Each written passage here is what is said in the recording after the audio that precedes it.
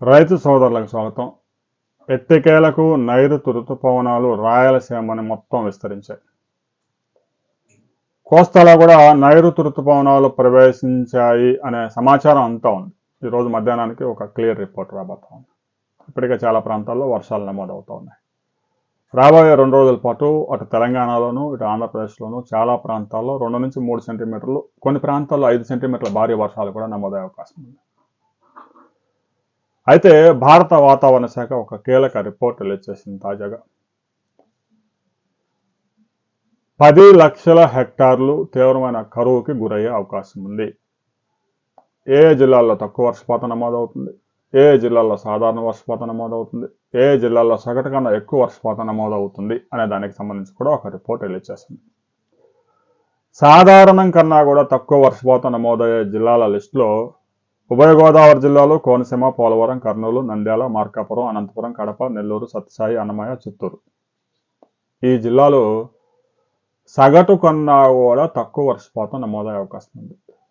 ఉభయ గోదావరి జిల్లాలో డెల్టా రైతులకు పెద్దగా ఇబ్బంది ఉండకపోవచ్చు. ఇక కర్నూలులో కేసీ కెనాల్ నీరు వస్తుందా రాదా అనేది ఆలోచించుకోవాలి. ఎగువ ప్రాంతాల్లో పడే వర్షాలు బాగా పడితే కేసీ కెనాల్కి సమృద్ధిగా నీరు వచ్చే అవకాశం ఉంది. ఇక తిరుపతి జిల్లాలో కూడా తక్కువ వర్షపాతం నమోదయ్యే అవకాశం స్పష్టంగా ఉందని భారత వాతావరణ శాఖ ఐఎండీ స్పష్టం చేసింది. ఇక సాధారణం కన్నా ఎక్కువ వర్షపాతం నమోదయ్యే జిల్లాల్లో ఏలూరు, ఎన్టీఆర్, గుంటూరు, బాపట్ల, పల్నాడు, ప్రకాశం జిల్లాల్లో సగటు కన్నా కూడా ఎక్కువ వర్షపాతం నమోదయ్యే అవకాశాలు ఉన్నాయి.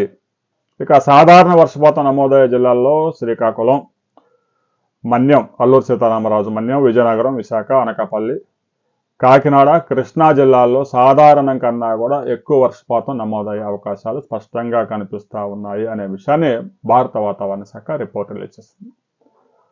ప్రస్తుతానికి ఇంకా జూన్ ఫస్ట్ వీక్ అయిపోయింది, ఇక సెకండ్ వీక్లో ప్రవేశించాం కాబట్టి జూన్ నెలలో పడే వర్షాలకి రైతులు మెట్ట పంటలు వేయవద్దు అని వ్యవసాయ శాఖ అధికారులు స్పష్టం చేశారు. ఇక వరినారు పోసుకోవటం, గోదావరి డెల్టాలో వరినారులు, కృష్ణా డెల్టాలో నీరు విడుదల చేస్తూ వరినారు పోసుకోవడం అది కామన్, దానికేం ఇబ్బంది లేదు.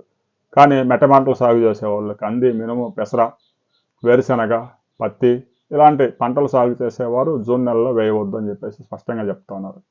ఇక మిర్చి సాగు చేసే రైతులు ఎలాగో జూలైలో నార్మల్లు నర్సరీలు పెంచుకుంటారు కాబట్టి వారికి ఇంకా ప్రస్తుతానికైతే ఇబ్బంది లేదు. రాబోయే కొద్ది రోజుల్లోనే ఈ వాతావరణానికి సంబంధించి ఒక క్లారిటీ రాబోతా ఉంది. ఒకవైపు కొన్ని జిల్లాల్లో విస్తారంగా వర్షాలు, సాధారణ వర్షపాతం నమోదవుతుంది చెప్తూనే కొన్ని ప్రాంతాల్లో కరువు తప్పకపోవచ్చు. ఆంధ్రప్రదేశ్లో ఒక 300 మండలాలు, తెలంగాణలో ఒక 270 మండలాల్లో కరువు విజృంభించే అవకాశం ఉంది. మిగిలిన ప్రాంతాల్లో సాధారణ వర్షపాలు నమోదవుతాయి అనే అంశాన్ని భారత వాతావరణ శాఖ స్పష్టం చేస్తూ ఉంది. సరే, జూన్ నెల గడిస్తే కనుక దానికి సంబంధించిన రిపోర్ట్స్ అందుబాటులోకి రావు. ప్రస్తుతానికైతే పరిస్థితులు అనుకూలంగా ఉన్నాయి. కర్ణాటక మీదుగా, తెలంగాణ మీదుగా, ఆంధ్రప్రదేశ్ మీదుగా ఒక ద్రోణి కొనసాగుతూ ఉంది. అదే సమయంలో ఋతుపవనాలు రావడం వల్ల వర్షాలు కురుస్తూ ఉన్నాయి. అయితే మీ ప్రాంతంలో వర్షం నమోదైందా లేదా అనే విషయాన్ని ప్రతి ఒక్కరూ కామెంట్ చేయండి.